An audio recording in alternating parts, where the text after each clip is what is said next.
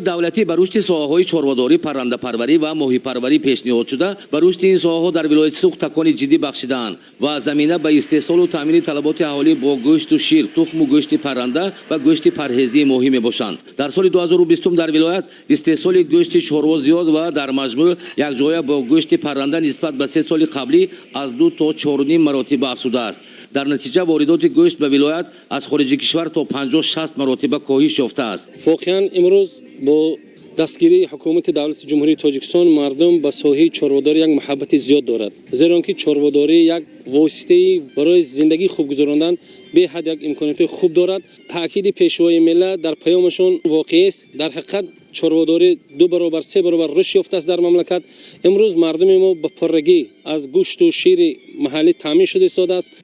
давоми чанд соли охир дар шаҳру ноҳияҳои вилоят 25 фермаҳои чорвои калон ташкилу барқарор карда шуданд ва ин фермаҳо пурра чорвои сермаҳсули зотии гӯштию ширӣ чун сиёҳало, сементалӣ, шведӣ, голштинӣ ворид гардиданд. дар ин фермаҳои чорводорӣ тамоили такмили зоти чорво ва афзоиши саршумору маҳсулоти ширию гӯштӣ мавҷуд аст. дар фермаи ширию молии Афзали Зарзамини ноҳии Бобоҷон Гафуров саршумори чорвои зоти сементалӣ 3 маротиба зиёд карда шудааст. фермаи Афзали Зарзамин соли 2015 таъсис ёфта аз давлати Олмон 124 сар моли хушизоти сементалӣ ворид карда буд. давоми 5 соли охир саршумори чорворо 3 маротиба афзун кардем ки ба 455 сар расид.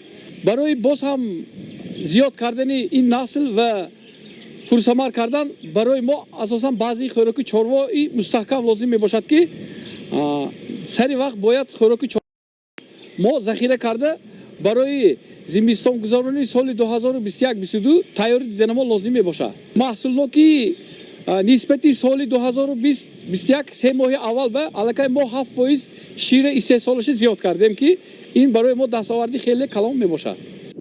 дар кооперативи бобомақсуди ноҳии Бобоҷон Гафуров саршумору зоти модагоҳҳои сиёҳало зиёду такмил бахшида мешаванд.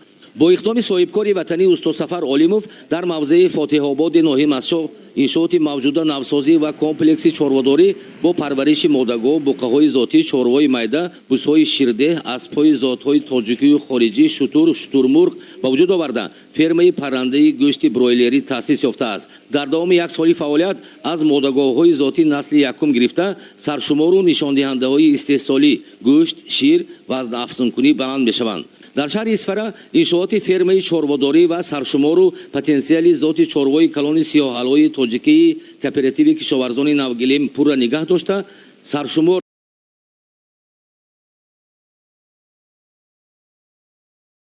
ноҳияҳо фермаҳои хурду миёнаи чорвои калони Шохтор таъсис ёфта истеҳсоли шир дар чорвои аҳолӣ зиёд аст.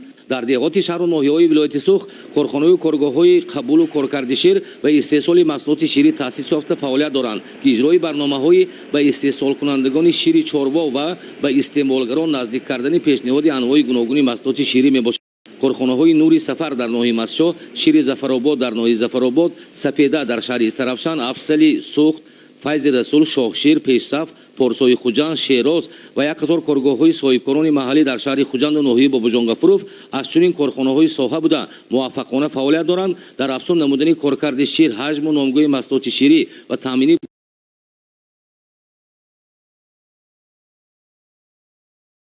талаботу меъёрҳои стандартию санитарии гигиении қабулу коркарди шир сохта дастгоҳу таҷҳизот хатҳои технологияи ҷаҳонӣ қабулу коркарди шир муҷаҳҳаз карда шудаанд.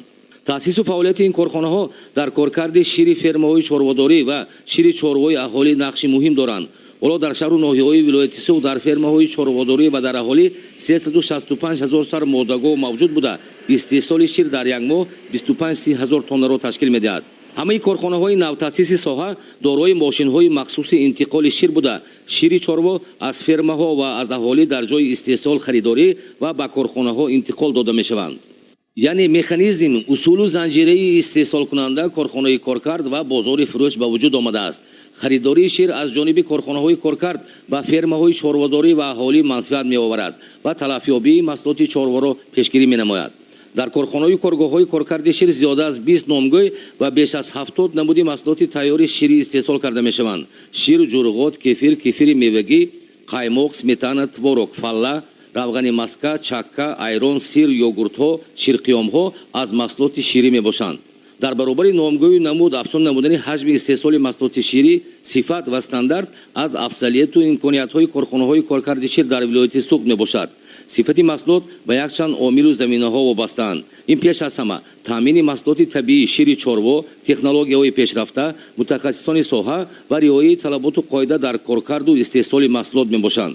дар соли 2021 дар вилоят таъсиси 11 фермаи чорвои калони Шохтор пешбинӣ гардида, фермаи калони чорводории хоҷагӣ ба номи Абдурраҳим Ҷумаеви ноҳии Бобоҷон Гафуров аз навсозӣ ва 200 сар чорвои зотӣ ворид карда мешавад ва ҳамзамон бо мақсади афзун намудани ҳаҷми коркарди шир, таъсиси корхонаҳои нави коркард амалӣ ва корхонаҳои мавҷуда васеъ карда мешаванд.